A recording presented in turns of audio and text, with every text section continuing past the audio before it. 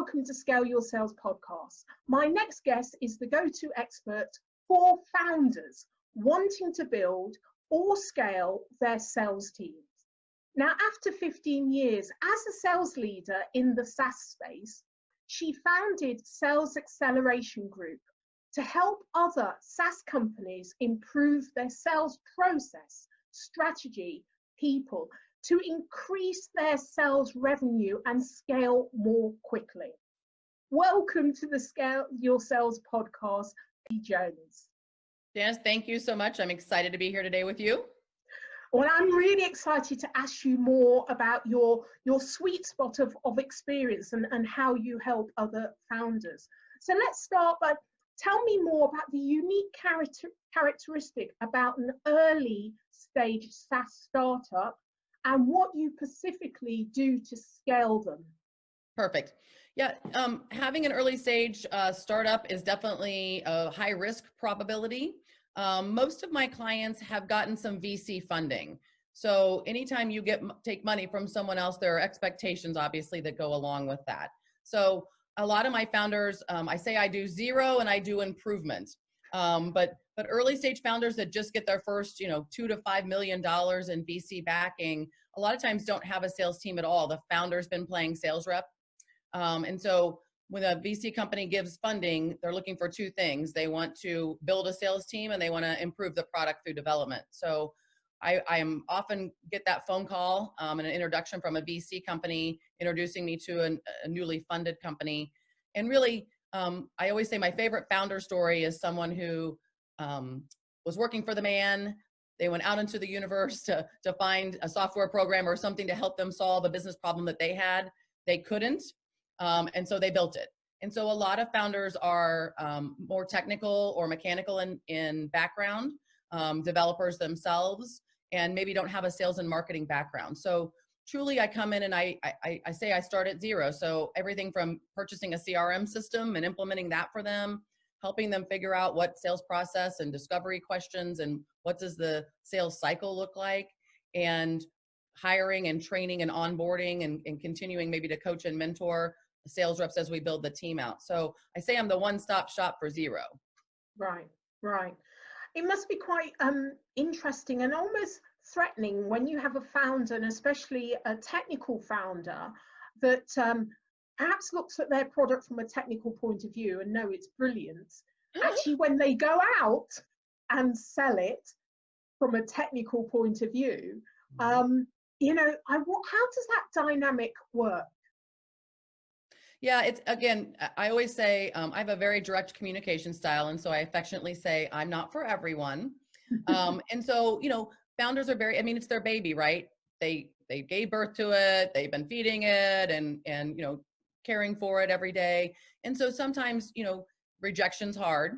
And sometimes go to market strategy is off. So a lot of times what a founder builds a product, they had a specific use case in mind in a specific industry or person or division of a company. And a lot of times it plays in a lot of other areas. So sometimes it's just me helping them open up their mind and say, why would we just want to target this vertical or this industry when there are definitely other use cases, and founders have to be willing in the first, I say 18 to 24 months to pivot. I've worked with plenty of founders where the version 2 or version 3 looked nothing like V1. Mm-hmm. And as they went to market with it, they got feedback and said, it would be great if only it could do these other 4 things. And so, you've got to have some discipline around that, around customization or tailoring your product. But a lot of times, a lot of founders you talk to say, this is not at all what this product started out to be. And now I'm selling to a completely different market as a result of that. So I say you have to be more willow than oak to be in the startup space. Yeah. And I would imagine with your 15 years of experience, you're not actually just focusing on, from zero building out the team. It's the whole business. Yes. Yeah. Lots of, when I build my proposals, I don't use the word executive coaching because it makes people nervous, but there's a lot of executive coaching going on. Yeah. So do you work mainly with investors and they bring you in? Is that how you or does it come from, you know, networking and word of mouth from other kind of founders and startups in that kind of space? Yeah, both. I do have two prospect categories. One is SaaS startup founders. The other is venture capital companies and PE companies. 99.9% of my business is word of mouth and referral. So I do actively prospect venture capital companies in the Midwest, and particularly those that invest in Series A, early stage companies. That's really where my sweet spot is. That's where I want to play. I can be most impactful in that first, 24 months of someone's life as a business owner or founder.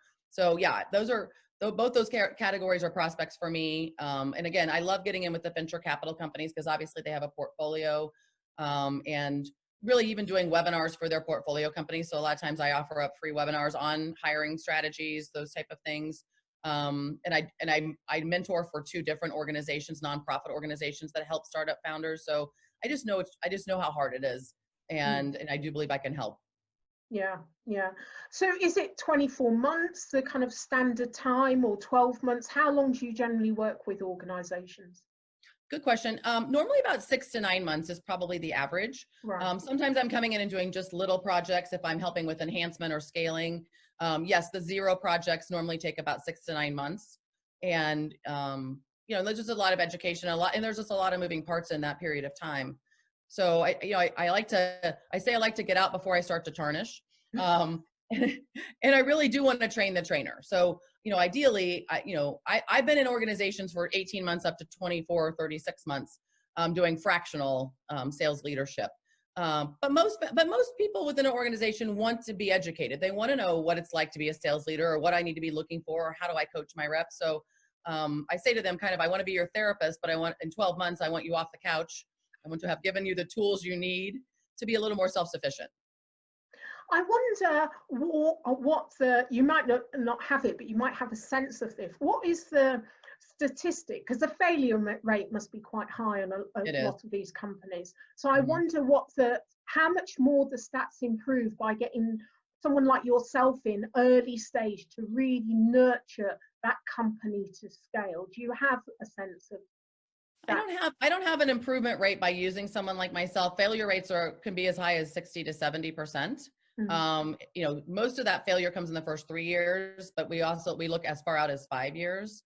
But I think, more and more companies are comfortable using consultants and doing it for kind of projects, if you will, coming in and filling a knowledge gap that they have, helping to get that knowledge, get a process improved or built. And I find there's very little resistance. Even the companies, I was always a little worried when VCs brought me in that they would think I was like, a double agent spy. But, basically what I say to them is, listen, really, there shouldn't be any secrets between you and the VC anyway, because they have mentorship that they can help. I mean, most managing partners at venture capital companies were prior business owners themselves. So, we're all here to help. And that really is the attitude I take is, if I can help you reduce your time to revenue, or, hit that revenue goal that the VC has placed on you, then that's what I'm here to do. Yeah. Okay, so let's talk a bit more about, your perspective on sales, with the kind of like SaaS glasses on. B2B sales has shifted so that the buyer and the customer are front, right, and center. So how has this worked in SaaS in that environment? Yeah, we're still, SaaS has a little bit of an advantage, I think, over some other industries. Customer success, the concept of customer success was born in SaaS. And so I still work into companies where I use the word customer health and they're not really sure what I'm talking about. And building a customer health scorecard or things like that are things I help with, but sometimes that's still a foreign concept.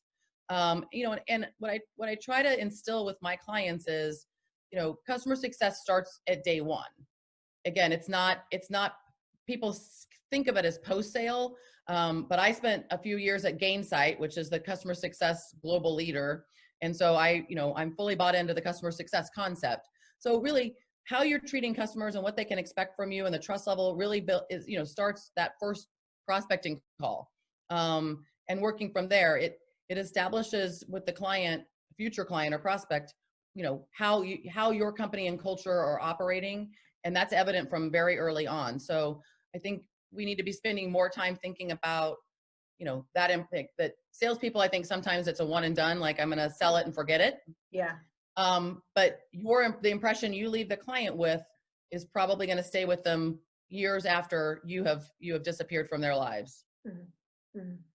And also the revenue model of SaaS companies mean that you really need to work hard That's to right. maintain that relationship.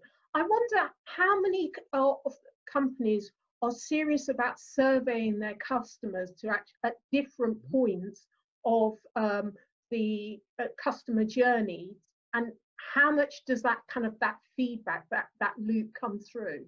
Mm-hmm. I spend a lot of time talking with my customers about NPS. Again, it is it's the measure of a lot of different industries, but SaaS is all wrapped up in NPS. Yeah. And not, and again, it's one indicator, CSAT scores, other things that you can be doing. It's not hard to do, right? I mean, software around surveying it's easy. And in early stages, you don't have that many customers. So, I have put those in place. I've purchased some software and put, 7 questions in place, including the NPS question in there. I do think it's a measure. I mean, again, churn rates obviously as well, right? So we're looking very closely at churn rates. I find with companies that have a really good product and they are giving some what I call white glove service. They don't start, they go, oh, we have a 98% retention rate, this, that, and the other. Well, sure, in the first 12 months. But that may not be a valid subset of what may be coming down the pike. And they do get lulled. Like, when I ask people about churn rates, they're very proud of their lack of churn, their high retention rates. And I'm like, yeah, but like, how long ago was the first customer sold? And a lot of those first customers are also a little bit barter, quid pro quo, or they came out of the personal Rolodex, right? Yeah. The founder reached out to people that they already had a business relationship with. So it's not necessarily the right indication of what future churn could be. Yeah. Yeah. Yeah. I get that. Yeah. So what practical strategy would you offer listeners to enable their buyers to buy or to maintain that long-term relationship? Yeah, I mean, trust is earned and not given, right? So like I said, I think that starts at day one. So, are you showing up for appointments on time? Are you prepared? Are you not wasting people's time? I get pretty picky with sales reps. I say, if you can find it on Google, then I think it's disrespectful to ask a question that you can find on the internet. It's just a waste of people's time. Let's spend our time asking questions that are more strategic and are not easily found on the internet. So I think those type of things, and then follow up, right? So just walk your talk. I think just walk your talk. And I said to people sales reps have gotten a lot better. I think when I started out as a sales leader 20 years, walking your talk, and is your company walking your talk? And then if you have an issue, so I call it #OwnYourOwnShit. So like if something, bad things happen, right? Mistakes happen, things that you don't intend happen. Like, how quickly are you falling on that sword and apologizing and doing what you need to do to make it better? So, I call it the accountability culture. So does your organization have an accountability culture? That starts at the top and goes down, which also includes owning your own shit when things don't go well. Yeah. I think the ultimate goal is for a customer to reach out to you and say, hey, like, I know this isn't exactly your specialty or your area of expertise, but I've got this weird business problem, and I thought maybe you would have some thoughts on this, or maybe know somebody that I could talk to. That's when you become a trusted advisor, when they call you about something that has nothing to do with your area of expertise. Yeah, yeah. And that's why there is real power in your network as well, isn't it? Because you may not have the answer, but knowing that they can come to you and you will actually help them, and they will then trust whoever that you've referred on. So it's been that kind of ultimate resource, isn't it, for your customer? Yeah, one of the things when I started my company 4 years ago that I didn't realize that I was building my own little internal network of my own clients. And so once a year, I try to get my clients together, either here in St. Louis or am making introductions. So a lot of times, yes, I'm seeing, I overhear other business problems that maybe aren't in my wheelhouse. And I'm like, oh, I'm working with someone, they're dealing with that, let me put you in touch. So yeah, I didn't think about being the connector in between founders, but that has definitely been a benefit. Yeah, yeah. And I would imagine some of your companies, there are possibly, as they scale, opportunities with them working together as well. So it becomes, you're a conduit to Oh, yes, resource of, for yeah. sure. Yes, I've made some of those introductions too, that there's a lot of synergy. There's a lot of synergy in the SaaS companies I work with. Yeah, yeah, yeah. Excellent. Okay. If you're on a desert island on your own, what would be the one thing you could take with you? Well, I am a voracious listener, as I call it. So I'm addicted to my Audible. I power through about 3 or 4 books a month. Some of that's very much thanks to travel. So I'm just a knowledge junkie. So I always want to learn something new. So I think if I was on a desert island, as long as I continued learning and growing, that would make me happy. Nobody really wants to be on the desert island by themselves. But if somebody could read to me, that might be soothing. Right. And I think you mentioned an offer Yeah. to the listeners, didn't you? Yes, I would love to offer the founders out there and the listeners an opportunity to do a free 20-minute consultation with me. I've set up a form on my website. So my website is salesaccelerationgroup.com, and the offer is /SYS, scale your sales. So salesaccelerationgroup.com/SYS, and there'll be a form, and I can set up a 20-minute consultation to talk about whatever you would like to talk about as far as improving your sales process. I'll certainly put those in the show notes as well. So just as a last question, I kind of wanted just to go back to the kind of like SaaS startups, and if you've got a story of one of the companies you worked with where your engagement really made a difference over and above what even you expected. Yeah, I got an opportunity almost right out of the gate 4 years ago to work with a cybersecurity SaaS company. 1 field sales rep, 0 inside sales reps. Probably when I got there, 9 total employees. So they wanted me to help build their first inside sales team. So I hired just originally 1 SDR and 1 inside sales rep to cover the mid-market. And we, again, we had a great marketing person. So we had some help in that area, which, by the way, a lot of times I don't have marketing help. We are outbound prospecting without any kind of warm up, if you will. So putting together a good SDR strategy and a good mid-market strategy, we really narrowed it down and started selling into companies that were using AWS. And 18 months later, I was with another client in Chicago at a trade show when I got a call from that founder at the cybersecurity company, who said, "Hey, when are you back in town?" And I said, "Tomorrow." And he's like, "Great." He's like, "We're having a little party." And I said, "Okay, what's it for?" He's like, "Just come to the party." And 18 months after I had started with them, they were purchased by Cisco. Wow.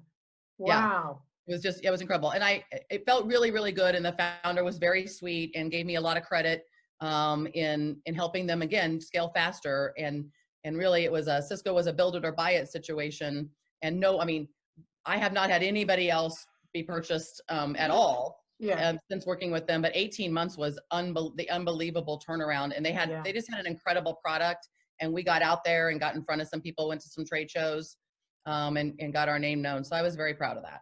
Brilliant. What a great story to end on. So yeah, I'm sure there'll be lots of people that will be wanting to get that kind of insight from you.